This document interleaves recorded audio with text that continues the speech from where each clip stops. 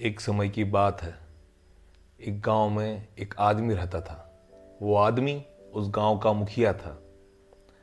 मुखिया बहुत ही समझदार था। पूरा का पूरा गांव मुखिया से सलाह लेने के लिए आता था। मुखिया का एक बेटा भी था। वो बहुत आलसी था। दिन भर दोस्तों के साथ रहता या दिन भर घर पर आराम करता। मुखिया कई बार अपने बेटे को लेकर के काफी परेशान रहा करते थे।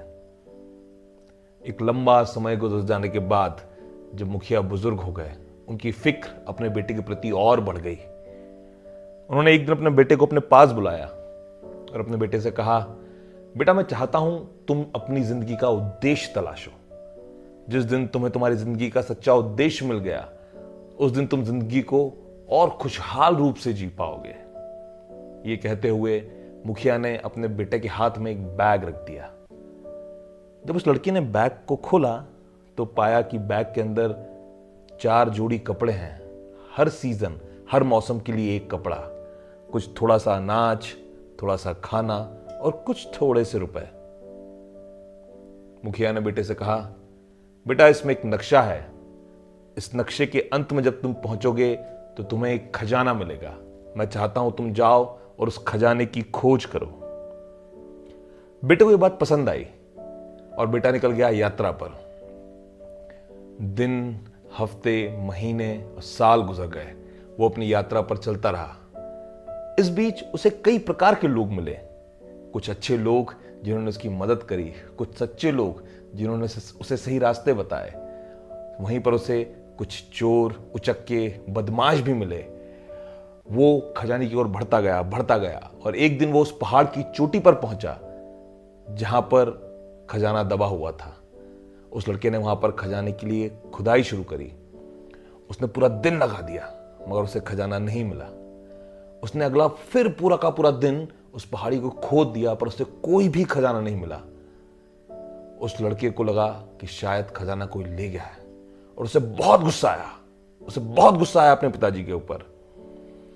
और उसने इस गुस्से के साथ फिर से रुक करा अपनी घर की ओर और वापस से चलना शुरू करा उसने अपने घर की ओर।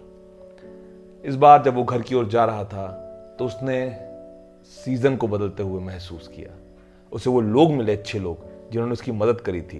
वो उनके यहाँ रुका। उस लड़के ने भी उनकी मदद करने की कोशिश करी कि किसी ना किसी तरीके से मैं इन्होंने जो मेरी मदद करी इन्हें रीपे कर पाऊं। उसने कई नए लोगों से दोस्ती करी। उसने प्रकृति के चमत्कार को होते हुए देखा और ये सब महसूस करते हुए वो पहुंचा अपने घर। जब अपने घर पहुंचा तो उसने पाया कि उसे लगभग 2 साल हो गए। जिस पल वो अपने घर पहुंचा, उसके पिताजी उसे देखकर बहुत खुश हुए और तपाक से उसे अपने गले लगा लिया।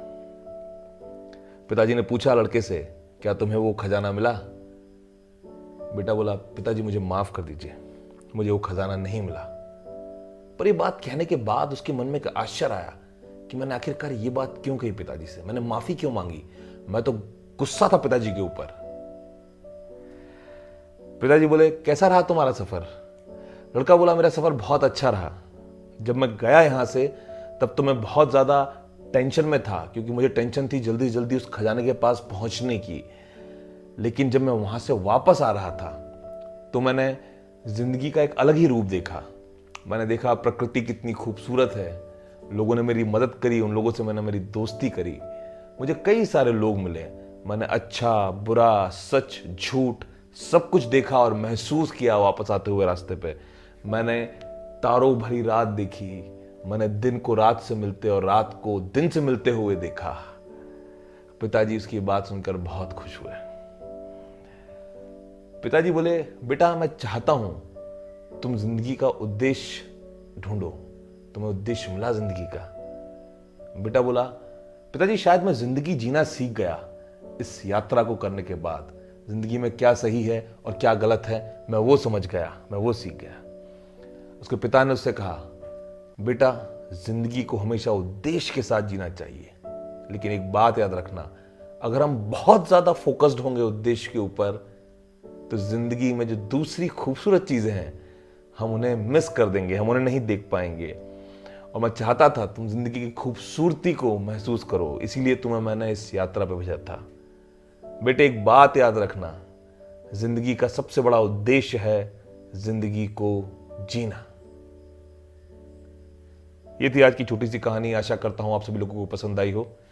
नमस्ते, मेरा नाम हिमांशु सोनी। धन्यवाद।